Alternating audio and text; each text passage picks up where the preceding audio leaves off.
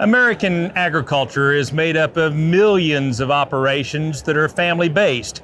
And today I'm with Zoetis, an organization that is celebrating that bond that goes on for generations. With me today, Clint Mefford, the head of communications for Zoetis. Clint, tell us just a little bit about this campaign you started this last fall called Born of the Bond. Why did you start that campaign? Right, so it was important for Zoetis to tell the story of producers, our beef producers in the United States, and especially a story about transitional farming, right? It's something that all of our customers are facing all over the country, and for us to focus on one family and share their story of community, cattle, and well-being, and just to celebrate this way of life was really important to us.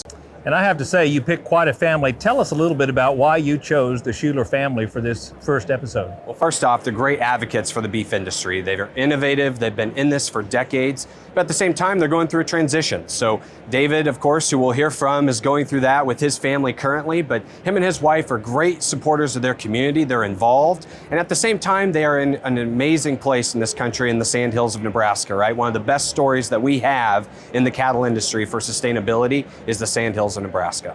And David Schuler, you come to us from Schuler Red Angus of Bridgeport, Nebraska.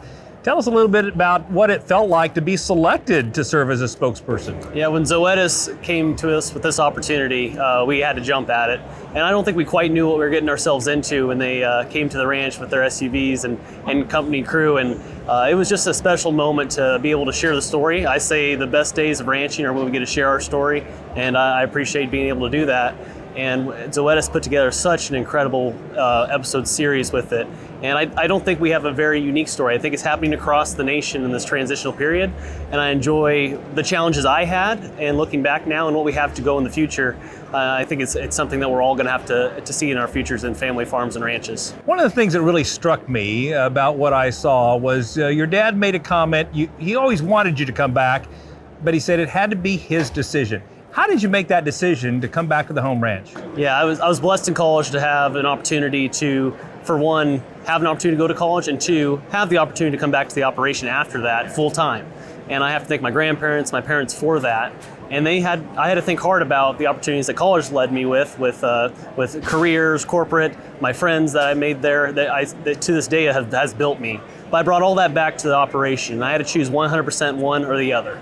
And when I chose 100% to come back to the ranch, it was a hard time, a stressful time of what that looks like. I know that I'm not the only one seeing that happen, but when now that I'm 4 or 5 years down the road, I know I made the right decision, and I get to bask in the flowers of that. Yeah, and you said it right. I think there are a lot of people like you who are trying to make that decision, and similarly, a lot of families trying to figure out how they're going to incorporate the next generation in and make it all work financially.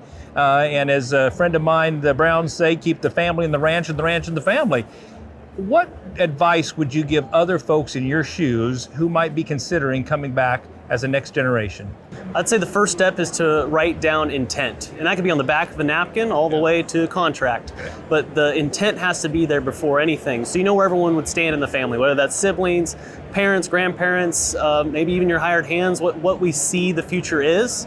And now we know we have something to start our conversations with. And when we have those conversations now, that helps so much more than having to have it at a time that's not quite as of a likely time to have it. And we hope to have it done before those moments happen. That's great advice. Thank you both.